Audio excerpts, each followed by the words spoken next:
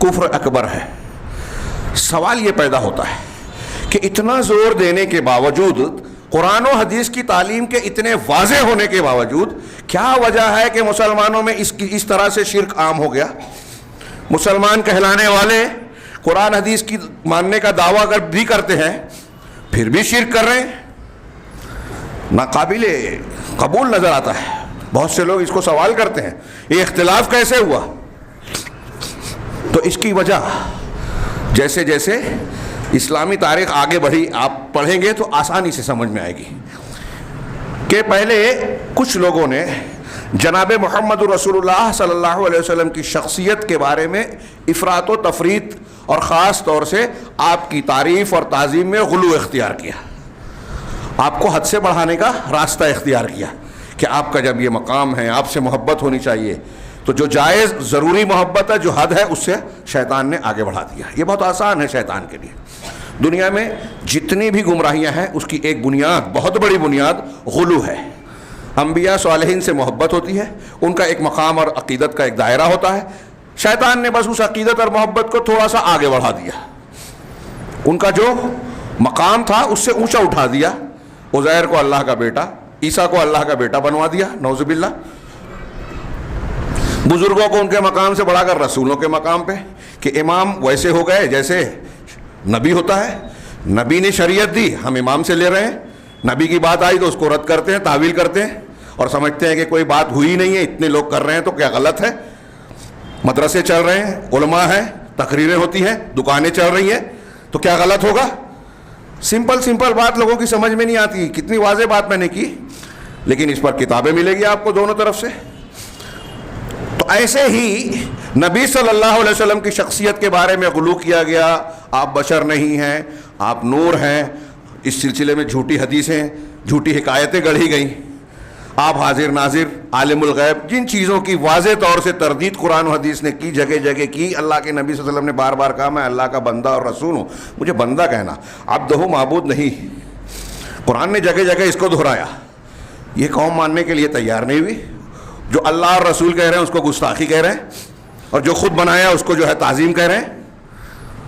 اب جب نبی صلی اللہ علیہ وسلم کے تعلق سے یہ معاملہ ہوا تو بعد میں کچھ گروہوں نے معاملہ اور آگے بڑھایا، اہل بیت کی محبت، پھر بزرگان دین، صالحین، اولیاء، ان کو ان کے مقام سے بڑھانے والا معاملہ کیا گیا۔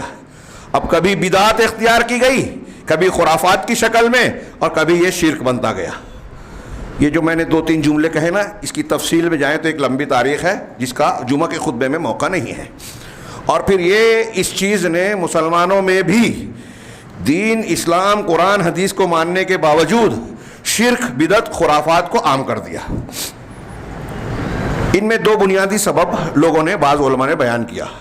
ایک تو اسلامی صحیح عقیدے سے جہالت، قرآن حدیث سے دوری، جہالت وہی ہے، اصلی عقیدے سے جہالت اور دوری، جہالت کا عام ہونا۔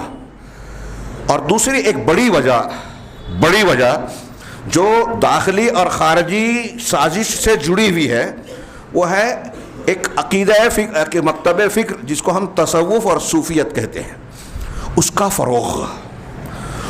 فروغ پانا اسلام، عالم اسلام میں یا مسلمانوں کے بیچ، یہ بہت بڑی گمراہی اور گمراہیوں کا نتیجہ ہے۔ بہت وقت کم رہتا ہے جمعہ کے خطبے میں اپنی بات اس کے بارے میں کہوں، اس سے بہتر ہے ہلکی پھلکی تاریخ کے کچھ نکات آپ کو بیان کروں۔ مجھے یقین ہے کہ بہت سارے لوگ تصوف کے اصلی چہرے سے واقف نہیں ہیں۔ اگر وہ واقف ہوں گے اس قسم کی باتیں، یا جب بیماری کا ذکر کیا جاتا ہے تو کچھ لوگوں کے ذہن و دماغ میں آتا ہے کہ کیا اختلافی مسئلہ چھڑے۔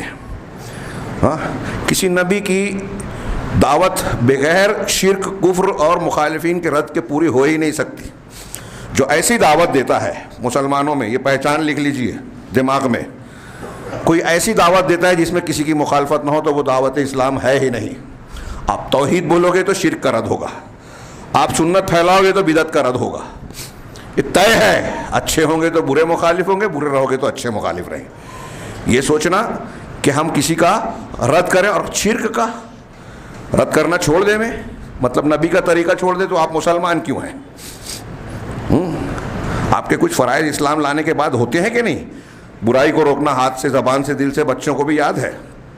بیان کرو تو کہیں گے مولانا تو بات, لیکن کوئی کرتا ہے کیا؟ یاد ہے, عمل ہے.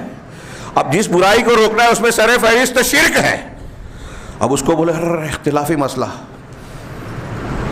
اختلافی, کوئی مانے نہ مانے, یہ ہماری ذمہ داری ہے کہ اس بیماری کا علاج کیا جائے. نہیں کیا تو ہم بچ نہیں سکتے.